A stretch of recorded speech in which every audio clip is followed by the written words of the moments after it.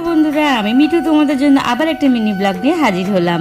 আজকে সারাদিন কি করবো সেটাই তোমাদের সঙ্গে শেয়ার করবো। আজকে রান্না বান্না এবং সংসারের যাবতীয় কাজটাই এই মিনি ব্লগে শেয়ার করবো। তোমরা যদি বড় ব্লগ ভিডিও দেখতে চাও, চ্যানেলে বড় ভিডিও চলে এসেছে এবং ফেসবুকেও চলে এসেছে, তোমরা গিয়ে দেখে নিতে পারো। আজ রেসিপি হবে মাংস এবং শাক ভাত, তো সেটাই আজকে তোমাদের সঙ্গে শেয়ার করব এবং আমাদের গ্রামগঞ্জে যেভাবে হলুদগুলো সেদ্ধ করা হয় সেটাই শেয়ার করব।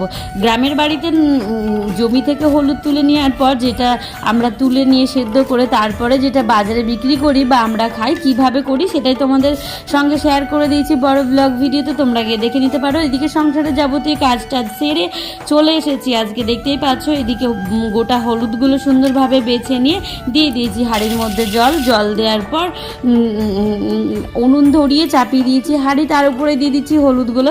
আর হলুদের মধ্যে কি অ্যাড করেছি সেটা দেখার জন্য বড় ব্লগ ভিডিও দেখতে হবে, আর চ্যানেলটা সাবস্ক্রাইব করতে হবে। এটা দেখা হচ্ছে পরে একটা মিনি ব্লগে।